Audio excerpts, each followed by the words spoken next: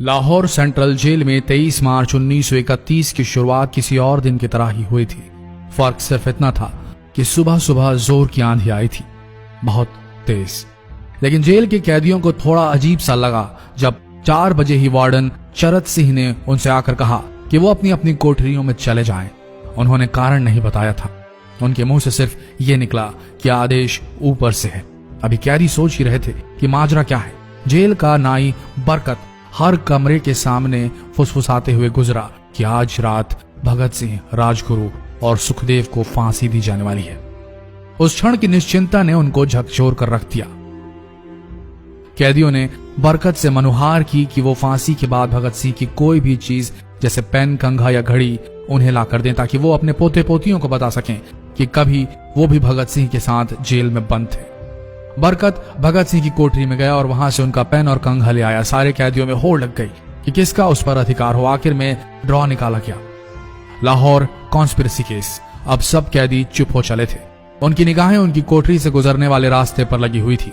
भगत सिंह उनके साथ फांसी पर लटकाए जाने के लिए उसी रास्ते से गुजरने वाले थे।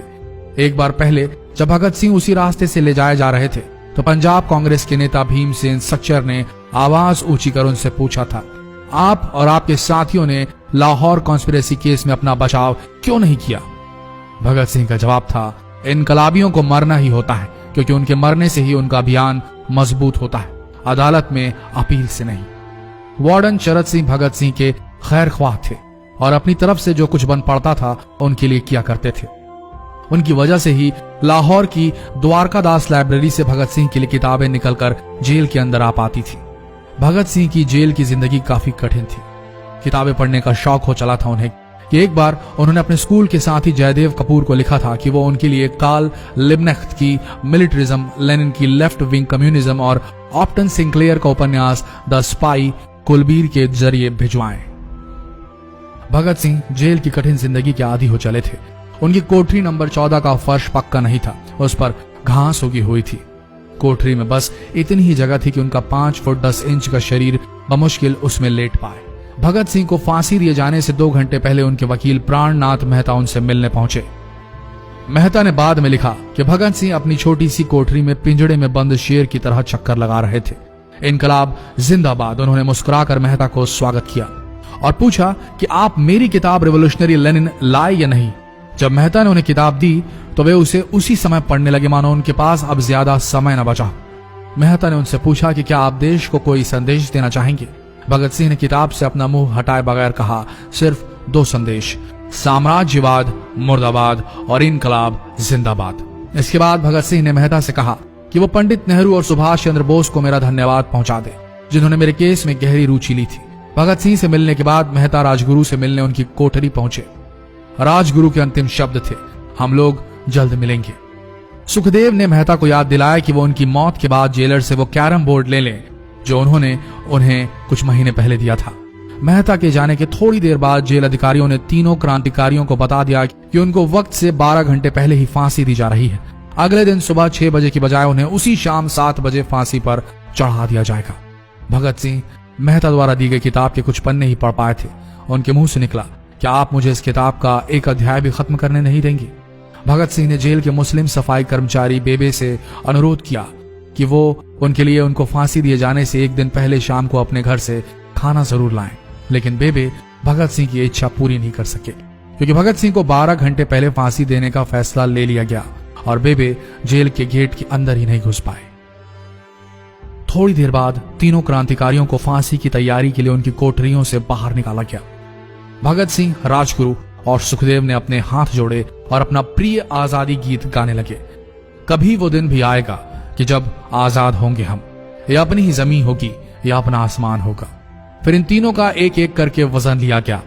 सबके वजन बढ़ गए थे। इन सब से कहा गया कि अपना आखिरी स्नान करें। फिर उनको काले कपड़े पहनाए गए लेकिन उनके चेहरे खुले रहने दिए गए। चरत सिंह ने भगत सिंह के कान में फुसफुसा कर कहा कि वाहे गुरु को याद करो। फांसी का तख्ता भगत सिंह लिए बोले, पूरी जिंदगी मैंने ईश्वर को याद नहीं किया। असल में मैंने कई बार गरीबों के कलेश के लिए ईश्वर को कोसा भी है। अगर मैं अब उनसे माफी मांग लूं तो वो कहेंगे कि इससे बड़ा डरपोक कोई नहीं। इसका अंत नजदीक आ रहा है, इसलिए ये माफी मांग रहा है। जैसे ही जेल की घड़ी ने 6 बजाया, कैदियों ने दूर से आती कुछ पद चांपें सुनी। उनके साथ भारी बूटों के जमीन पर पड़ने की आवाजें भी आ रही थी। साथ में एक गाने का भी दबा स्वर सुनाई दे रहा था, सरफरोशी की तमन्ना अब हमारे दिल में है। सभी को अचानक जोर जोर से इनकलाब जिंदाबाद और हिंदुस्तान आजाद हो के नारे सुनाई देने लगे।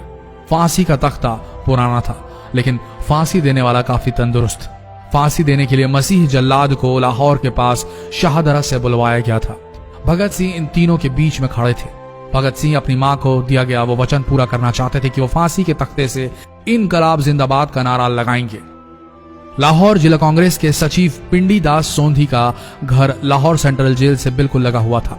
भगत सिंह ने इतनी जोर से इनकलाब जिंदाबाद का नारा लगाया कि उनकी आवाज सोंधी के घर तक सुनाई दी। उनकी आवाज सुनते ही जेल के दूसरे कैदी भी नारे लगाने लगे। तीनों युवा क्रांतिकारियों के गले में फांसी की रस्सी डाल दी गई, उनके हाथ और पैर बांध दिए गए। तभी जल्लाद ने पूछा, सबसे पहले कौन जाएगा? सुखदेव ने सबसे पहले फांसी पर लटकने की हामी भरी। जल्लाद ने एक एक कर रस्सियां खींची और उनके पैरों के नीचे लगे तख्तों को पैर मारकर हटा दिया। काफी देर तक उनके शव तख्तों से लटकते रहे। अंत में उन्हें नीचे उतारा गया और वहां मौजूद डॉक्टरों लेफ्टिनेंट कर्नल जे नेल्सन और लेफ्टिनेंट कर्नल NS सोंधी ने उन्हें मृत घोषित किया। एक जेल अधिकारी पर फांसी का इतना असर हुआ कि जब उससे कहा गया कि वो मृतकों की पहचान करें तो उसने ऐसा करने से इनकार कर दिया। उसे उसी जगह पर निलंबित कर दिया गया अंग्रेजों द्वारा। एक जूनियर अफसर ने यह काम अंजाम दिया। पहले योजना थी कि इन सब का अंतिम संस्कार जेल के अंदर ही किया जाएगा, लेकिन फिर यह विचार त्यागना पड़ा जब अधिकारियों को आभास हुआ कि जेल से धुआं उठते देख बाहर खड़ी भीड़ जेल पर हमला कर सकती है। इसलिए जेल की पिछली दीवार तोड़ी गई। उसी रास्ते से ट्रक जेल के अंदर लाया गया और उस पर बहुत अपमानजनक तरीके से उन शवों को एक सामान की तरह लाद दिया गया। पहले तय हुआ था कि उनका अंतिम संस्कार रावी के तट पर किया जाएगा, लेकिन रावी में पानी बहुत ही कम था, इसलिए सतलज के किनारे शवों को जलाने का फैसला लिया गया। उनके पार्थिव शरीर को फिरोजपुर के पास सतलज के किनारे लाया गया। तब तक रात के 10 बज चुके थे। इस बीच उप पुलिस अधीक्षक कसूर सुदर्शन सिंह कसूर गांव से एक पुजारी जगदीश अचरज को बुला लाए। अभी उनमें आग लगाई ही गई थी कि लोगों को इसके बारे में पता चल गया। जैसे ही ब्रितानी सैनिकों ने लोगों को अपनी तरफ आते देखा, वो शवों को वहीं छोड़कर अपने वाहनों की तरफ भागे। सारी रात गांव के लोगों ने उन शवों के चारों ओर पहरा दिया।